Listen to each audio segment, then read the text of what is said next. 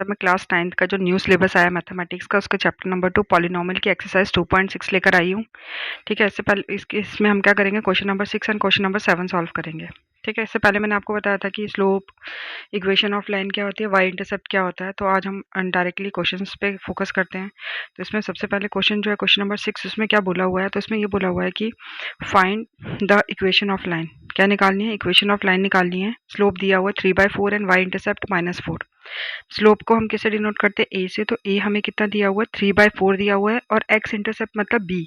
ठीक है, बता देना एक्स इंटरसेप्ट क्या होता है कि ये लाइन है, यहाँ पे एक एक्स एक्सिस को कट कर रहा है, वाई एक्सिस को कट कर रहा है, ये वाई एक्सिस वाला है, ये एक्स एक्सिस वाला है।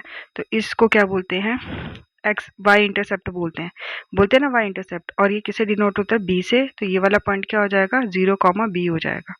ठीक है, तो ये किससे डिनोट करते हैं, बी से डिनोट करते हैं वाई इंटरसेप्ट को। ठीक है, तो यहाँ पे हमारा क्या हो जाएगा, ये बी हो जाएगा। बी हमें कितना दिया हुआ है, बी हमें दिया हुआ है -4। ठीक है, बी कितना दिया हुआ है, -4 दिया हुआ है। तो बी इक्वल टू -4, जिसको हम वाई इंटरसेप्ट भी बोलते हैं।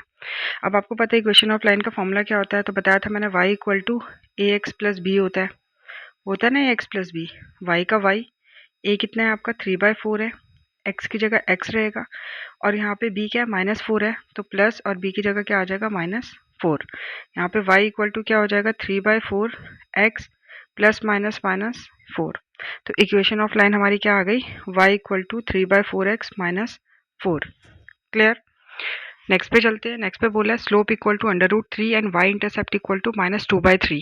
ठीक है, इसमें देखो स्लोप मतलब a दिया हुआ है आपको क्या, √3 दिया हुआ है, और y इंटरसेप्ट का मतलब है b आपको कितना दिया हुआ है, -2/3 दिया हुआ है। ठीक है, इक्वेशन ऑफ लाइन क्या होती है, y equal to a x plus b होती है।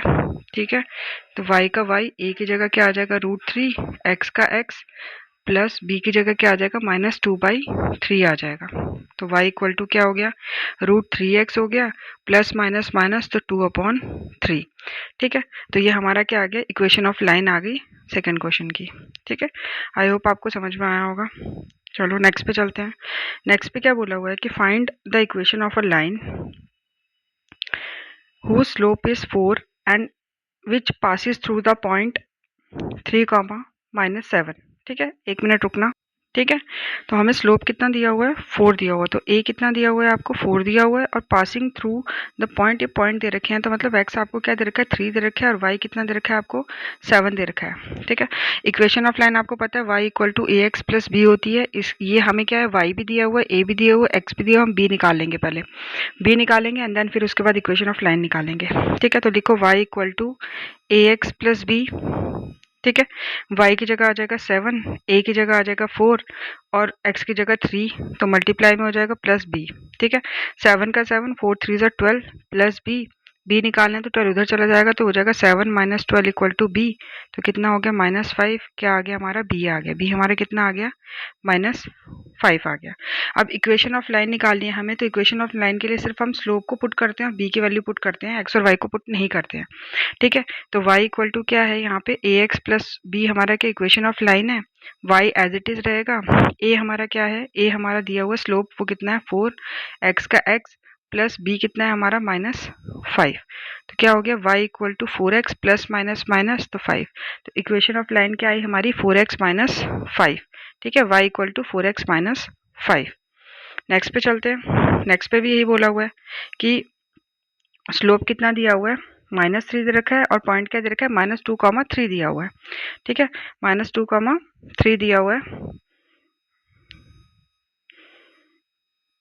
तो यहाँ पे भी हम क्या करेंगे, स्लोप a लिख देंगे कि -3 दिया हुआ है, और x आपको क्या दिया है, -2 दे रखा है, और y आपको क्या दे रखा है, 3 दे रखा है। इससे हम क्या निकालेंगे, पहले b निकालेंगे। तो लिखो y equal to a x plus B.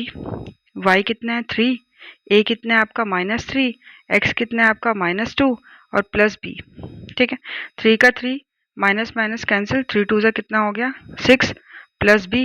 तो b कितना आ गया आपका, 6 उधर चला जाएगा, तो 3 - 6, तो कितना आ गया, -3 आ गया आपका b। b कितना आ गया आपका, -3 आ गया। ठीक है, अब b को हम क्या करेंगे, हमें क्या करना है, इक्वेशन ऑफ लाइन में पुट करना है। तो y इक्वल टू क्या होती है, इक्वेशन ए एक्स प्लस बी होती है ना। अब इक्वेशन ऑफ लाइन के लिए हम y और x नहीं पुट करते हैं, सिर्फ स्लोप और b पुट करते हैं।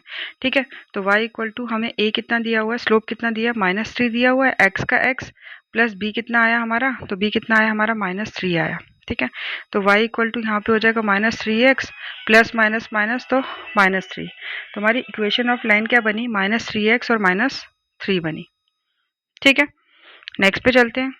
नेक्स्ट हमारा क्वेश्चन है find the slope and y intercept of each of the following. ठीक है,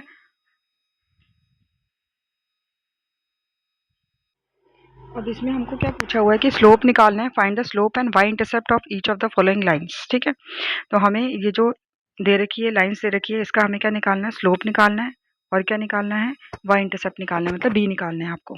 ठीक है, तो आपको पता है कि y इक्वल टू क्या होता है, ax प्लस b हमारा क्या होता है, इक्वेशन ऑफ लाइन का फॉर्मूला होता है। पहले हमें इसको इसमें कन्वर्ट करना है।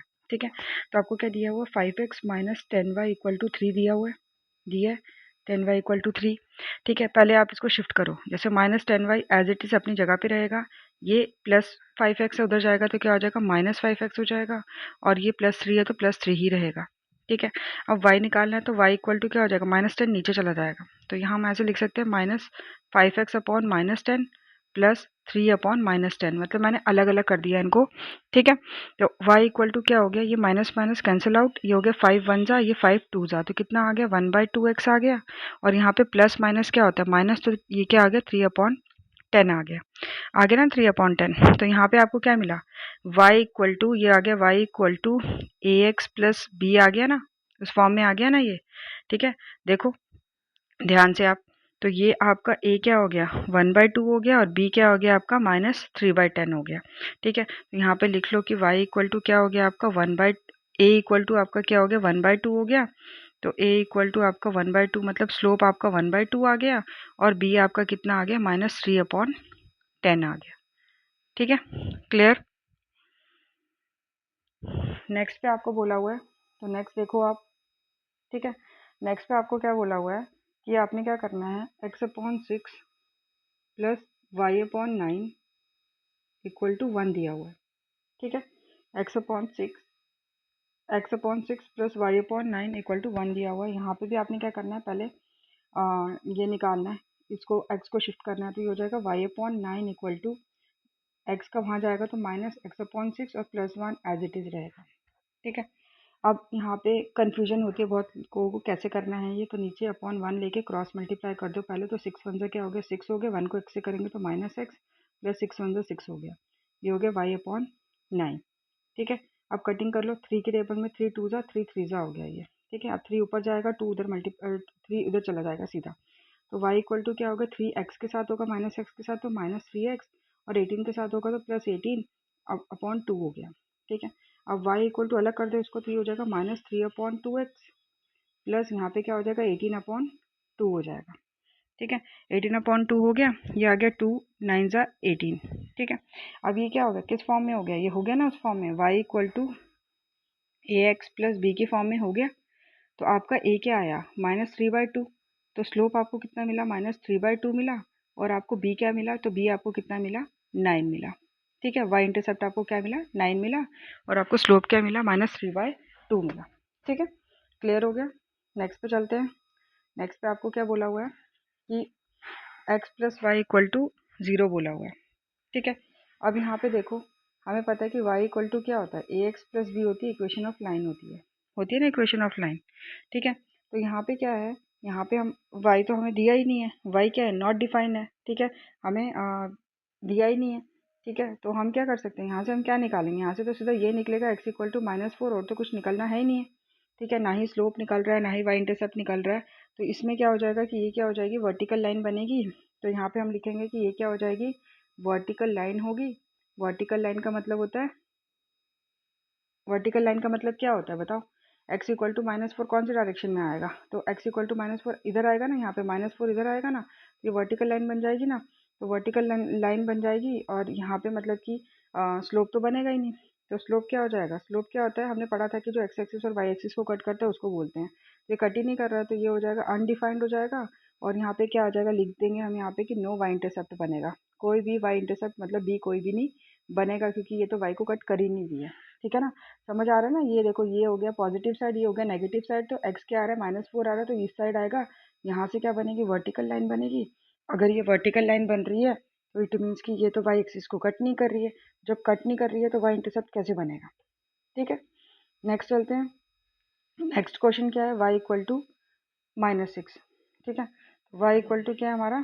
-6 है। तो अब देखो इसको भी हमें क्या लिखना है, किस फॉर्म में लिखना है? वाई इक्वल टू -6 को y equal to a x plus b की फॉर्म में लिखना है ना। यहाँ पे y का y हो गया, ठीक है, ए एक्स हमारा क्या हो गया? 0x हो गया और +6 हो गया b की जगह।